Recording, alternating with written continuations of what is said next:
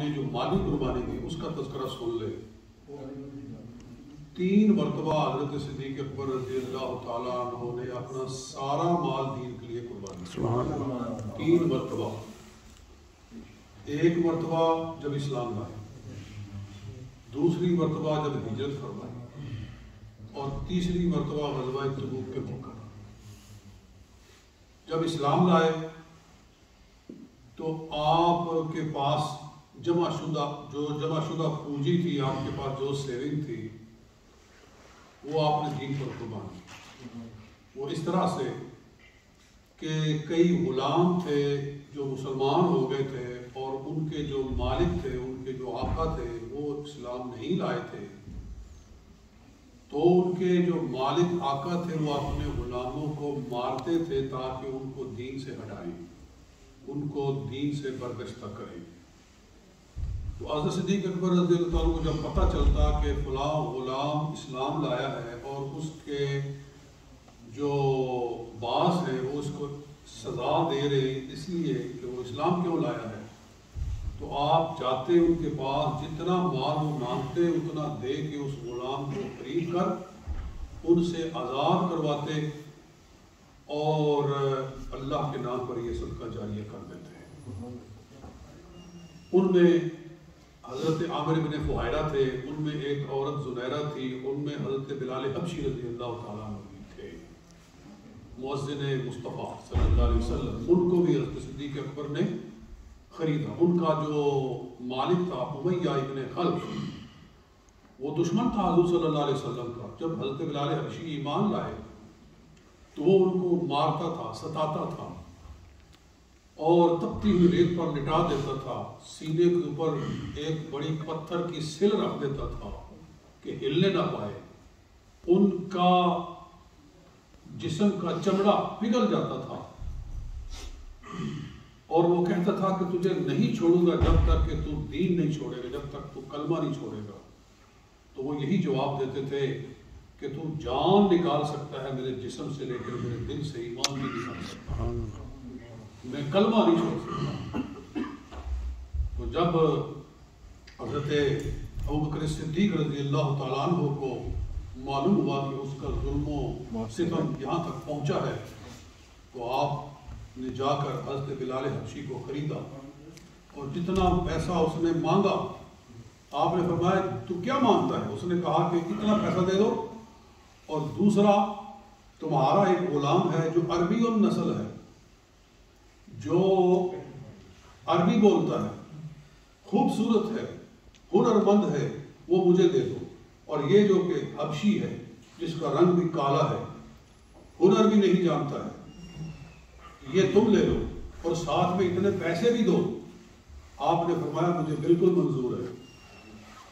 تو وہ یہ کہنے لگا کہ میں نے سنا تھا کہ ابوبکر تو بڑا دانا آدمی ہے، تو یہ تم نے کیا دانائی کی ہے کہ اپنا قیمتی عربی نسل والا، گورے رنگ والا، ہنر والا غلام مجھے دے رہے ہو، اور یہ تم لے رہے ہو اور ساتھ میں پیسے بھی دینے کے لیے تیار ہو؟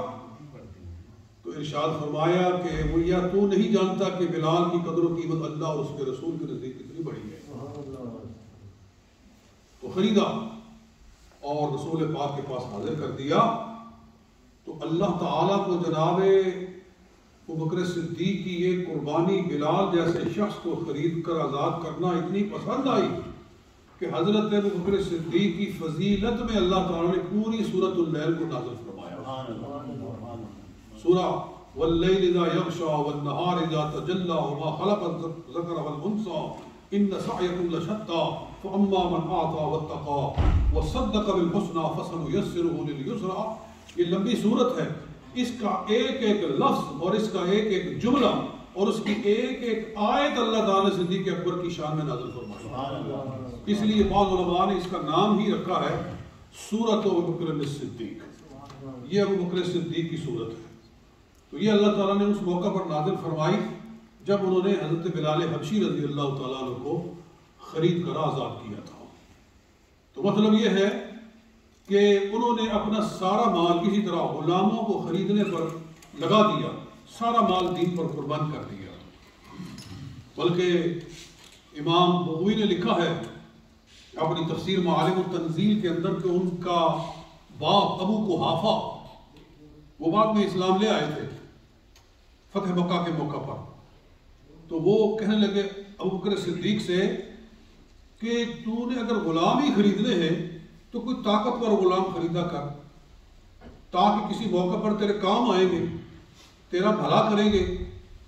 تو کیسے کمزور غلاموں کو خرید کر آزاد کرتا ہے؟ یہ تجھے کیا فائدہ دیں گے، تجھے یہ کیا نفع دیں گے؟ فرمایا کہ میں ان سے نفع حاصل کرنے کے لیے ان کو نہیں خریدتا، میں اللہ کی رضا حاصل کرنے کے لیے ان کو خریدتا۔ اللہ نے اسی لیے اس آیت میں یہ ارشاد فرمایا اس سورت کے اندر، وَمَا لِأَحَدٍ عِندَهُ مِن نِعْمَةٍ تُجْزَىٰ إِلَّا ابْتِغَاءَ وَجْهِ رَبِّهِ الْأَعْلَىٰ، وہ کسی بدلہ دینے کے لیے، حاصل کرنے کے لیے پیسہ نہیں اللہ کے نام پر دیتا، وہ تو إِلَّا ابْتِغَاءَ وَجْهِ رَبِّهِ الْأَعْلَىٰ، وہ تو صرف اپنے رب اعلیٰ کی رضا حاصل کرنا چاہتا ہے۔ یعنی اس لفظ میں ان کے اس عمل کی طرف اشارہ فرمایا گیا ہے۔ تو یہ تو انہوں نے اس وقت اپنا سارا مال اللہ کے نام پر دیا جب وہ اسلام لائے، اور دوسری مرتبہ انہوں نے اپنا سارا مال ہجرت کے موقع پر قربان فرمایا کہ آپ نے سواریوں کا انتظام کیا، مکہ شریف سے لے کر مدینہ شریف تک جتنا سفر تھا، جتنا خرچہ ہوا، رسول پاک صلی اللہ علیہ وسلم نے اور ابو بکر صدیق نے مل کے یہ سفر کیا، اور اس کے جتنے اخراجات تھے، جتنے اس کے ایکسپینسز سارے وہ حضرت صدیق اکبر نے ادا فرمائے۔ ایک شخص خریدا جو رہنمائی کرنے والا تھا، رستہ بتاتا تھا کہیں بھٹک نہ جائے، کچھ لوگ تھے جو رستہ دکھاتے تھے، اس کو بھی پے کرنا پڑتا تھا، اس کو بھی پے کیا۔ پھر جب مدینہ شریف میں پہنچے تو سب سے پہلا کام جو حضور صلی اللہ علیہ وسلم نے کیا وہ تھا کہ مسجد کے لیے جگہ خریدی، مسجد نبوی بنائی گئی۔ تو مسجد نبوی کے خریدنے کے لیے جو پیسہ دیا وہ جناب صدیق اکبر نے سارے کا سارا دیا۔ مسجد کے لیے جو جگہ خریدی گئی وہ صدیق اکبر نے خرید کر مسلمانوں کو عطا فرمائی۔ تو جتنا مال تھا سارے کا سارا اللہ کے نام پر لگا دیا۔ بلکہ اسماء بنت ابو بکر صدیق جو حضرت عائشہ صدیقہ رضی اللہ تعالیٰ عنہا کی بڑی بہن ہے، وہ بتاتی ہیں کہ جب ہجرت کی نا حضرت صدیق اکبر نے سارا مال جتنا تھا وہ لے لیا ساتھ میں، تو ان کا والد کہنے لگا، یعنی ابو قحافہ جو بعد میں اسلام لائے، کہ ابو بکر سارا مال ساتھ میں لے گیا ہے کہ کچھ چھوڑ کے بھی گیا ہے؟ تو وہ نبینے تھے، ابو قحافہ رضی اللہ تعالیٰ عنہ وہ صحابی ہیں، نبینہ تھے۔ تو کہتے ہیں ہم نے روڑ رکھ کے ان کے اوپر کپڑا ڈال کے نا اس طرح سے انبار سا بنا کے ہم نے ان کا ہاتھ لگایا، یہ سارا مال ہی چھوڑ گیا ہے، صرف بابے کو مطمئن کرنا تھا کہ تاکہ وہ پریشان نہ ہو۔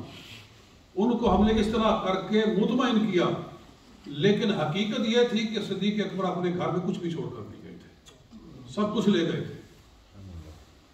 اور تیسری مرتبہ آپ نے سارا مال کب قربان کیا؟ جب غزوہ تبوک کا موقع آیا۔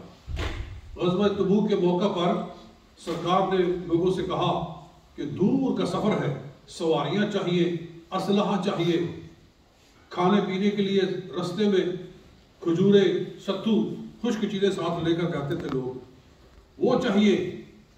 تو جو کوئی لا سکتا ہے دین کے لیے لاؤ۔ یہ جو آج چندہ کیا جاتا ہے نا، علماء کرام اٹھ کر اعلان کرتے ہیں کہ جناب مسجد بن رہی ہے، مدرسہ بن رہا ہے، چندہ دو، پیسے لاؤ، یہ حضور صلی اللہ علیہ وسلم نے کیا ہے۔ تو تب یہ ساری جنگیں ہوئی ہیں اور سارے اخراجات لوگ تھوڑا تھوڑا کر کے دیتے تھے تو یہ سارے مسائل حل ہوتے تھے۔ نبی پاک صلی اللہ علیہ وسلم کے پاس خود تو کوئی ایسا بظاہر نہیں تھا کہ بھئی وہاں سے اٹھائے اور دے دے۔ تو اس موقع پر حضرت عمر فاروق نے دل میں فیصلہ کیا کہ ہمیشہ ابو بکر آگے نکل جاتا ہے، آج میں اتنا پیسہ لاؤں گا کہ ابو بکر سے آگے نکل جاؤں گا۔ دیکھو نا، نیکی کے اندر ایک دوسرے سے آگے بڑھ رہے ہیں کہ وہ کہتا ہے میں زیادہ مال دوں گا اللہ کے نام پر، وہ کہتا ہے میں زیادہ دوں گا۔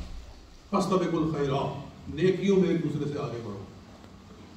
تو حضرت صدیق اکبر رضی اللہ تعالیٰ عنہ بھی گئے اور عمر فاروق بھی گئے گھر سے مال لانے کے لیے. حضرت عمر نے آدھا مال اٹھایا اور لا کر حضور کی بارگاہ میں پیش کر دیا اور دل میں سمجھ لی کہ آج میں بازی لے گیا ہوں.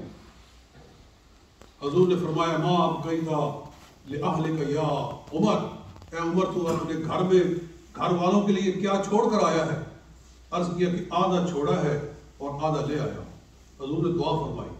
پھر حضرت ابوبکر صدیق آئے. حضور علیہ السلام نے فرمایا ما ابقیت لأہلک یا ابا بکر، اے ابوبکر تو اپنے گھر والوں کے لیے کیا چھوڑ کر آیا ہے؟ عرض کیا ابقیت لہم اللہ ورسولہ، گھر والوں کے لیے صرف اللہ اور اس کا رسول چھوڑ کر آیا، باقی سب کچھ لے آیا. تو عمر کہنے لگے کہ اے ابوبکر واقعی تجھ سے کوئی آگے نہیں ہو سکتا، تجھ سے کوئی بازی نہیں لے جا سکتا، تجھے اللہ نے ہر موقع پر اول ہی رکھا ہے. تو وہ اول ہی تھے. تو اس موقع پر بھی انہوں نے اپنے سارے کا سارا مال اللہ کے نام پر دیا. یہ تین موقع ہو گئے. یعنی میں کہا کرتا ہوں کہ جتنا مال عثمان غنی رضی اللہ تعالیٰ عنہ نے دین کے لیے دیا ہے اتنا کسی نے نہیں دیا.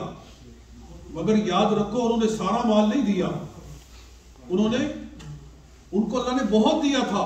انہوں نے اگر اللہ کے نام پر بہت دیا ہے تو سارا بہرحال نہیں دیا. یہ صدیق اکبر ہے رضی اللہ تعالیٰ عنہ، جب بھی دین کے لیے ضرورت پڑی ہے تو انہوں نے گھر میں کچھ بچایا ہی نہیں ہے، سارے کا سارا اللہ کے نام پر.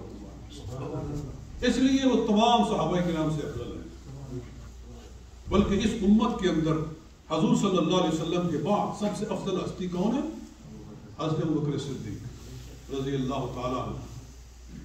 یہ ہے ان کی مالی قربانی اور اولاد کی قربانی. یہ مراد ہے اولاد کی محبت کی قربانی. اولاد کی محبت یہ ایسی چیز ہے کہ لوگ اس محبت کے اندر اپنا دین چھوڑ بیٹھتے ہیں، اپنا ایمان چھوڑ بیٹھتے ہیں اور ہر برے سے برا کام کر ڈالتے ہیں کہ جی بچوں کے لیے کچھ بن جائے، بچوں کے لیے کچھ بن جائے. یتیموں کا مال کھا جاتے ہیں.